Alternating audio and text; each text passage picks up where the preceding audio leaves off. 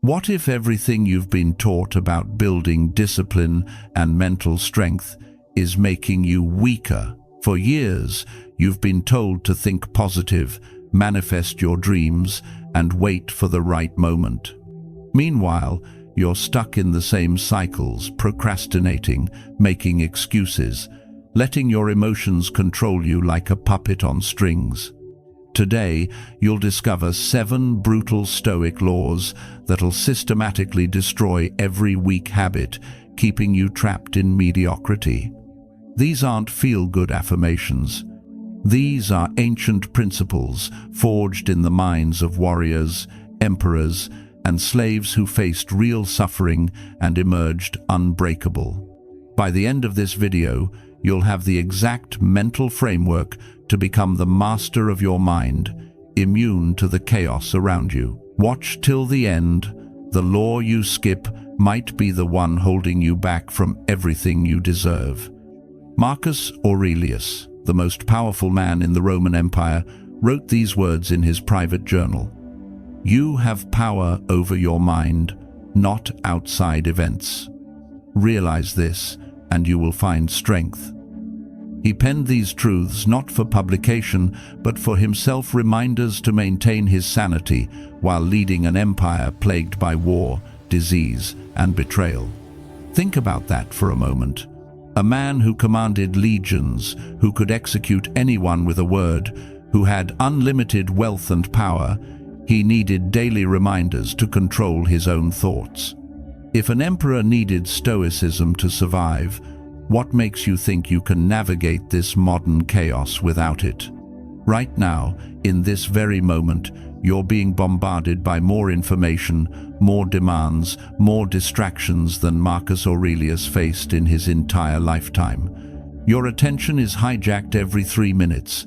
Your emotions are manipulated by algorithms designed to keep you weak, reactive, and consuming. You're in a battle for your mind, and most people don't even know they're fighting.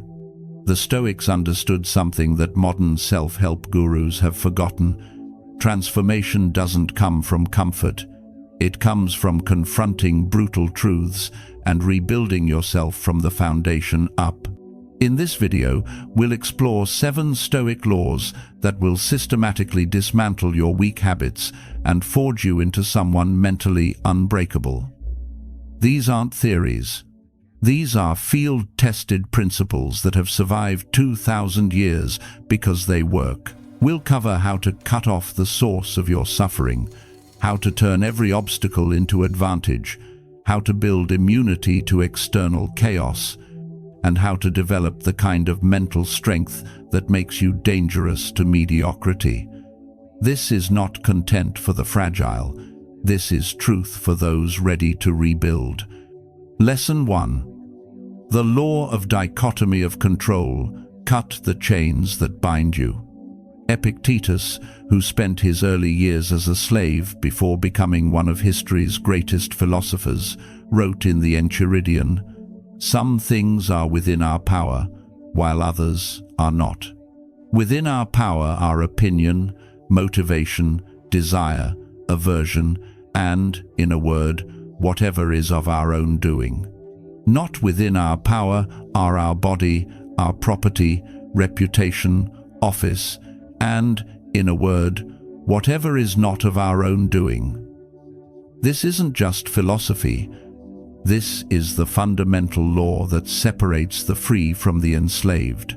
Most people spend their entire lives in psychological chains, desperately trying to control things that were never theirs to control. You stress about what others think of you, as if you could reach into their minds and rearrange their thoughts. You obsess over outcomes, whether you'll get the promotion, whether she'll text back, whether your business will succeed, as if anxiety gives you control over the universe. It doesn't. You're pouring your precious mental energy into a bottomless pit, and you wonder why you feel exhausted, anxious, and powerless. The dichotomy of control is the razor blade that cuts through this delusion. It forces you to ask one simple question about everything: is this within my control? If the answer is no, you release it immediately. Not tomorrow, not after you worry a little more, now. Here's the brutal problem this solves. You're suffering because you've assigned your peace to things you can't control. When you tie your happiness to external outcomes, you become a slave to circumstances. Someone cuts you off in traffic, your day is ruined. Your boss is in a bad mood, you spiral into self-doubt. The weather changes your plans, you feel victimized by reality itself. This is weakness masquerading as caring. This is your ego pretending that your anxiety somehow matters to the universe. Let's make this practical, starting tomorrow morning. First, before you check your phone, before you do anything else, ask yourself, what is actually within my control today? Write down 3 things, not outcomes, but actions. Not, I want to close the sale, but I will make 20 quality calls. Not, I hope people like my work, but I will execute my work with excellence. Second, throughout your day, when you feel anxiety rising, stop and identify what you're trying to control. If it's external, practice this phrase. This is not mine to control. I release it. Say it out loud if you have to. Third, redirect that energy immediately to what is in your control, your effort, your attitude, your next action. This is how you reclaim your power. The weak mind scatters its energy across 1,000 things it cannot change and then wonders why nothing changes. The strong mind focuses like a laser on the few things it can change and becomes unstoppable. You don't control outcomes, you control inputs. You don't control how people respond, you control how you show up. You don't control the storm, you control how you stand in it. This is the first law because everything else builds on this foundation. Master this, and you've just cut the chains that have bound you your entire life. But knowing where your control ends is just the beginning. There's another principle that transforms how you see every challenge you face. Let's move to Lesson 2. Lesson 2. The law of obstacle becomes the way forge strength from resistance. Marcus Aurelius recorded this truth in Meditations, Book 5.2. Our actions may be impeded, but there can be no impeding our intentions or dispositions, because we can accommodate and adapt. The mind adapts and converts to its own purposes the obstacle to our acting. The impediment to action advances action. What stands in the way becomes the way. Read that again.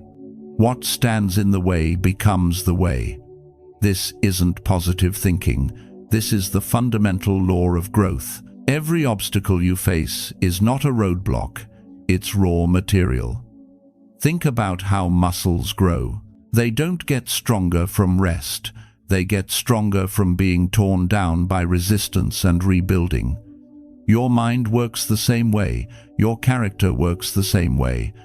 When you try to avoid difficulty, when you seek the path of least resistance, when you wait for circumstances to be perfect, you're not being strategic. You're atrophying. The Stoics understood that adversity is the only real teacher. Comfort teaches you nothing except how to be comfortable. Pain, failure, rejection, loss, these are the experiences that reveal what you're made of and give you the opportunity to remake yourself stronger. Here's the problem this law solves. You've been taught to fear obstacles. You've been conditioned to see problems as evidence that you're on the wrong path, that the universe is against you, that you should quit and try something easier. So you run, you pivot, you make excuses, and you stay exactly where you are, just with different scenery.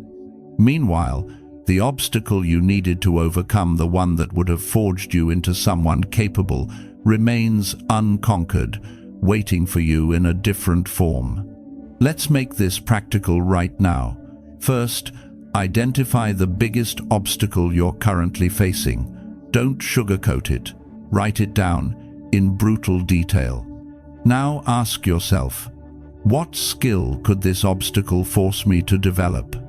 If you're broke, it's teaching you resourcefulness. If you're rejected, it's teaching you resilience. If you're overwhelmed, it's teaching you prioritization. Second, reframe the obstacle as a training ground. Every time you face it, you're not suffering, you're training. You're in the gym, and this is your heavy set. Third, take one action today that moves directly through the obstacle, not around it. Not a planning action, a doing action. Make the uncomfortable call. Have the difficult conversation. Start the project that scares you. This is how you prove to yourself that obstacles are nothing but disguised opportunities. Most people spend their lives trying to engineer a path with no obstacles, and they end up with no strength, no skill, and no respect, including from themselves. But you're going to do the opposite. You're going to seek the resistance. You're going to walk directly into the difficulty that everyone else avoids. And while they're still making excuses, you'll be forging yourself into something unbreakable. The obstacle is not in your way. The obstacle is the way. This law transforms everything from a threat into a gift. But there's another truth the Stoics discovered about perception that changes not just how you see obstacles, but how you see everything. Let's explore Lesson 3. Lesson 3. The law of perception precedes reality. You create your prison or your freedom. Epictetus declared with absolute clarity, "Men are disturbed not by things, but by the views which they take of them." This single sentence contains the key to psychological freedom. Nothing, no event, no person, no circumstance has inherent meaning. You assign meaning. And the meaning you assign determines whether you suffer or grow, whether you feel powerless or powerful, whether you're a victim or a victor. Let me destroy a comfortable illusion you might be holding. Your feelings are not reactions to reality. They're reactions to your interpretation of reality. Two people lose their jobs on the same day. One spirals into depression, convinced they're worthless and unemployable. The other sees an opportunity to escape a situation that was holding them back and starts building something better. Same event, different perception, different reality. The Stoics weren't denying that bad things happen. They were revealing that your perception of what happens is the only thing that determines your experience. This is both terrifying and liberating. Terrifying because it means you can't blame your suffering on circumstances. Liberating because it means you have ultimate control over your internal state. Here's the brutal problem this solves. You've outsourced your mental state to external conditions. You've given reality the power to make you happy or miserable based on whether it meets your expectations. When things go well, you're on top of the world. When things go poorly, you're devastated. You're an emotional ping-pong ball, bouncing between highs and lows, completely at the mercy of circumstances. This is exhausting, and it's completely unnecessary. Your suffering isn't caused by what happens. It's caused by your judgment about what happens. Let's make this immediately actionable. First, start practicing the reframe question. Every time something bad happens today, ask yourself, how could this be good? Not in some distant future, but right now. What skill does it develop? What weakness does it reveal that you can now address? What distraction does it remove? Force your mind to find the alternative interpretation. Second, eliminate the words good and bad from your self-talk for one full day. Replace them with neutral observation. Instead of, "This is a terrible situation," try, "This is a challenging situation that requires adaptation." Notice how the emotional charge disappears. Third, practice voluntary discomfort. Take a cold shower, skip a meal, do the task you've been avoiding. This trains your mind that discomfort is not damage, it's just sensation, and sensation doesn't control you. The weak mind is a slave to its first interpretation. Something doesn't go as planned, and immediately, this is terrible, I'm cursed, nothing works for me. The strong mind refuses to accept the first interpretation. It interrogates it. It looks for alternative meanings. It chooses the perception that serves growth rather than ego. You're not trapped by circumstances.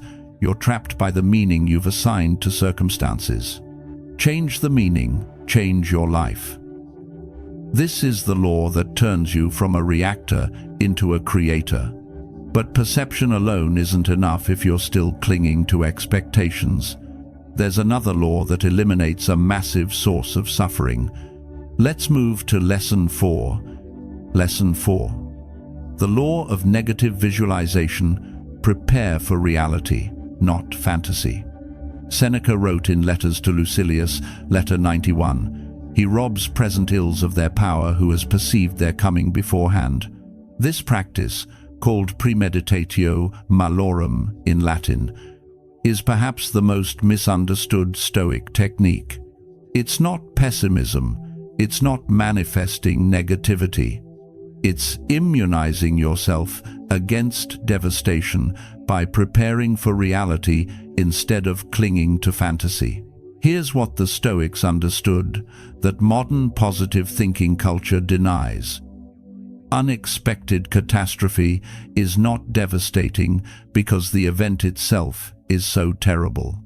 It's devastating because you never considered it possible, so you built your entire psychological foundation on sand. When the unexpected happens, your whole worldview collapses. Negative visualization is the practice of regularly imagining loss, losing your job, your health, your relationships, your possessions, not to be morbid, but to prepare your mind. When you've already walked through the scenario mentally, when you've already asked yourself, could I survive this? How would I rebuild? The actual event loses its power to destroy you. You've already processed it. You've already planned for it. You're ready. Here's the problem this law solves.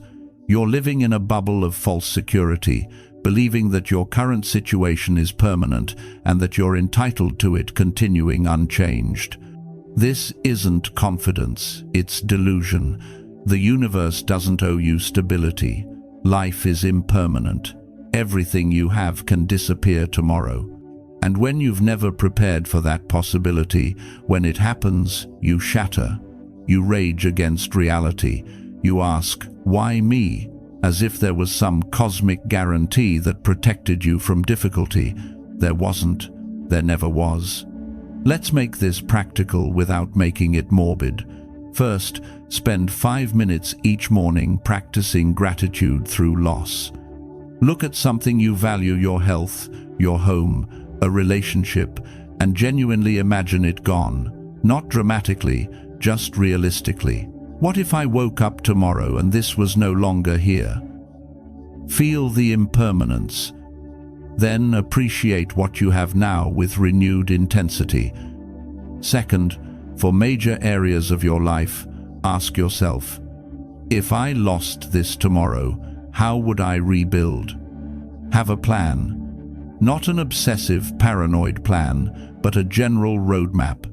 This isn't attracting negativity, it's building resilience. Third, regularly do without things you depend on. Go a day without your phone, sleep on the floor, eat simple food.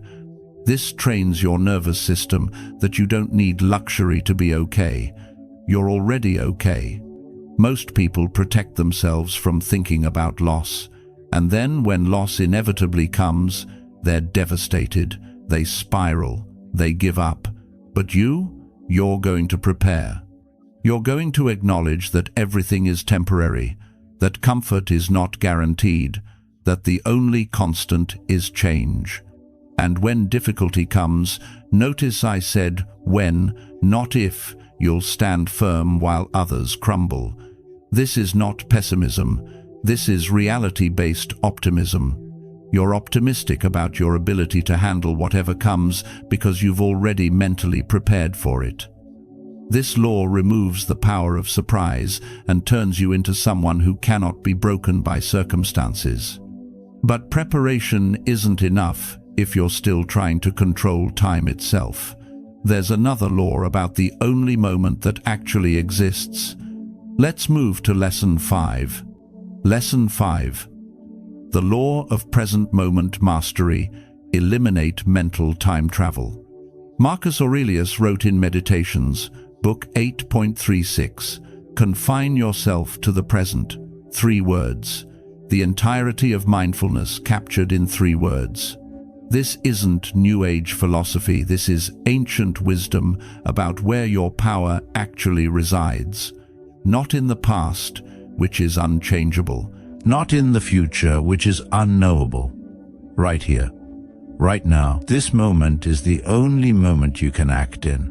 And most people miss their entire lives because they're mentally living anywhere except where they actually are. Your mind is a time machine, constantly dragging you into regret about the past or anxiety about the future. You replay conversations from yesterday, wishing you'd said something different. You imagine scenarios for next week, catastrophizing everything that could go wrong. Meanwhile, the present moment, the only moment where life is actually happening, passes by completely unnoticed. The Stoics understood that this mental time travel is the root of psychological suffering. When you're fully present, when your attention is completely absorbed in what's in front of you right now, anxiety cannot exist. Regret cannot exist. Those emotions only arise when your mind abandons the present for a past or future that isn't real. Here's the problem this law solves. You're everywhere except where you are, and it's destroying your effectiveness and your peace. You're at dinner with your family, but mentally you're at work. You're working on a project, but mentally you're worried about your finances. You're never fully anywhere, which means you're never fully alive. This divided attention creates constant low-level stress, makes you miss opportunities that are right in front of you, and prevents you from experiencing depth in anything you do. You're skimming the surface of life instead of diving deep. Let's make this actionable starting immediately. First, practice single-tasking with intensity. Whatever you're doing right now, only do that. If you're reading, read with full attention. If you're working, work without checking your phone. If you're in conversation, be completely present with that person. Your attention is either given fully or it's wasted. Second, use physical anchors to return to the present. When you notice your mind wandering to past or future, focus on your breath for 3 cycles. Feel your feet on the ground. Notice the sounds around you. These physical sensations only exist now, so they pull you back. Third, practice this mantra when anxiety or regret arises. What does this moment require? Not yesterday's moment, not tomorrow's moment, this one. Then do that thing. The weak mind is constantly escaping the present because the present demands action, demands presence, demands that you actually live instead of fantasize or ruminate. The strong mind recognizes that the present moment is the only place where power exists. You cannot change the past by thinking about it. You cannot control the future by worrying about it. But you can master this moment. And when you master this moment, and then the next moment, and then the next, you've mastered your life. This law transforms you from someone haunted by time into someone who owns every second they inhabit. But presence alone isn't enough if you haven't defined what you're present for. There's another law about knowing yourself at the deepest level. Let's explore Lesson 6. Lesson 6, the law of memento mori. Your death is your compass. Marcus Aurelius, ruler of the world's greatest empire, constantly reminded himself in Meditations, Book 2.11, you could leave life right now. Let that determine what you do and say and think. Memento mori, remember you will die. This isn't morbid. This is the most clarifying truth you'll ever internalize. Your time is limited. Your days are numbered. Every morning you wake up, you have less time than you did before. This reality should not depress you. It should focus you like a laser. Death is the great clarifier. When you truly accept that you're going to die, that this isn't theoretical but absolute, everything becomes simpler. The petty drama at work, irrelevant. The grudge you've been holding, worthless. The dream you've been postponing, urgent. The Stoics kept death at the forefront of their minds, not to be dark, but to be directive. When you remember you will die, you stop wasting time on what doesn't matter, and you start investing in what does. You stop living according to other people's expectations and start living according to your own values. Death is not your enemy, it's your advisor, constantly whispering, "Is this how you want to spend your limited time?" Here's the problem this law solves. You're living as if you have infinite time, and that delusion is causing you to squander the finite time you actually have. You postpone meaningful action until someday. You tolerate toxic relationships because leaving seems hard. You stay in situations that drain you because change is uncomfortable. You scroll mindlessly for hours, trade your life for entertainment, avoid difficult conversations, and generally sleepwalk through your existence. All because on some level you believe you'll have time later. You won't. Let's make this viscerally practical right now. First, calculate your life in weeks. If you're 30 years old and live to 80, you have approximately 2,600 weeks left. Write that number down. Look at it. That's your life.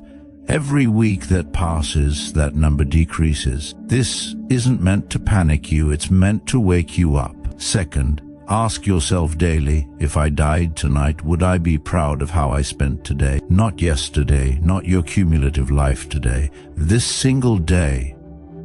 Did you spend it on what matters, or did you squander it? Third, identify one thing you're tolerating that you wouldn't tolerate if you knew you only had 6 months to live. Then eliminate it this week, not eventually. This week.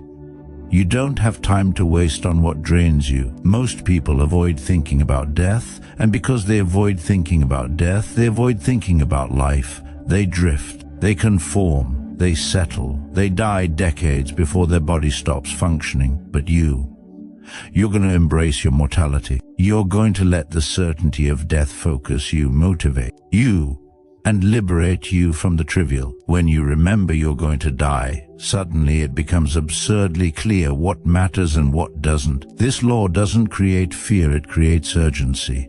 It doesn't create despair, it creates intentionality. Use your death as your compass and you'll never drift off course. But even with clarity and urgency, there's one final law that ties everything together, the law that transforms knowledge into power.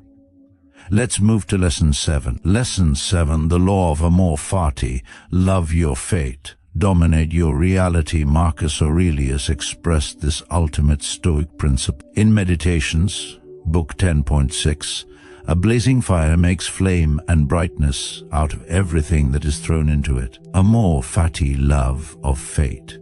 Not just acceptance of what happens, not just tolerance, love. This is the pinnacle of Stoic philosophy, the final evolution of mental strength. It means you don't just endure what life throws at you, you embrace it, you welcome it, you extract value from it, and you use it as fuel.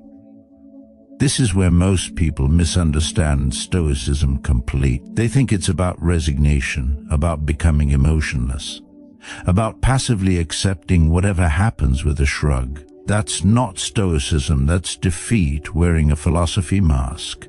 Amor fati is the opposite. It's aggressive acceptance. It's looking at every circumstance, no matter how difficult, and saying, this is exactly what I needed. This is perfect raw material. I will use this to become stronger. It's not that you wanted the hardship. It's that now that it's here, you refuse to waste it.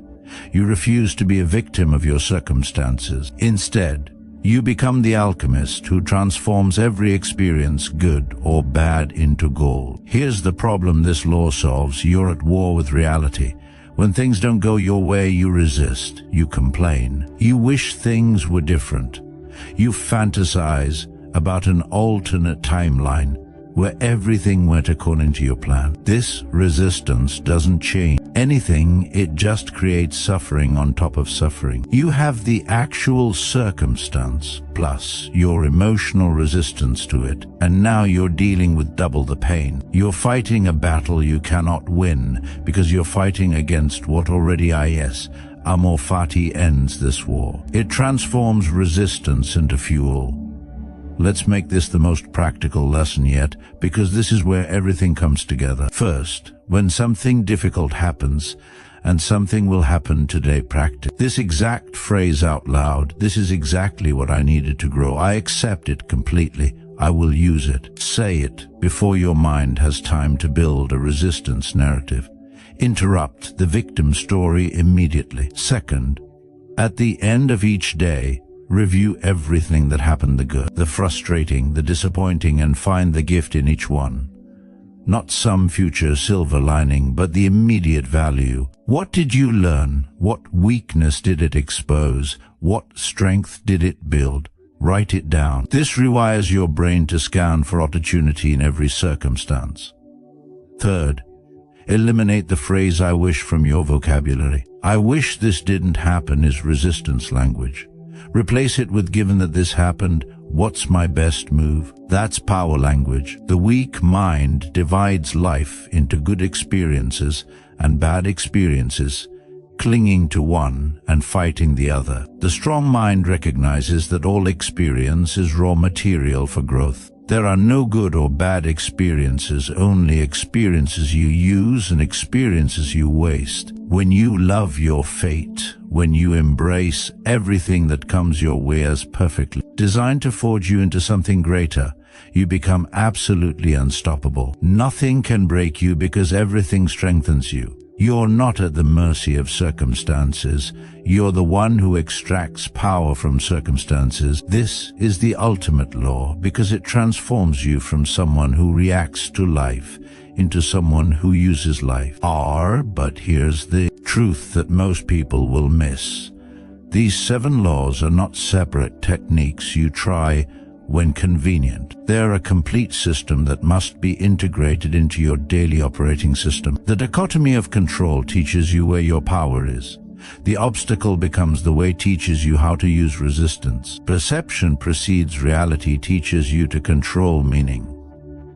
Negative visualization prepares you for impermanence. Present moment mastery anchors you in the only time that exists. Memento mori focuses you with urgency, and amor fati transforms everything into advantage. Together they create mental unbreakability. Let's bring this full circle. You started this video trapped in weak habits, trying to control what you can't control, avoiding obstacles, letting your perceptions run wild, living in fantasy about the future, wasting the present moment, pretending you have infinite time, and resisting your reality. Those habits keep you soft, keep you reactive, keep you at the mercy of circumstances and emotions. Now you have the 7 brutal Stoic laws that systematically destroy that weakness. Law 1.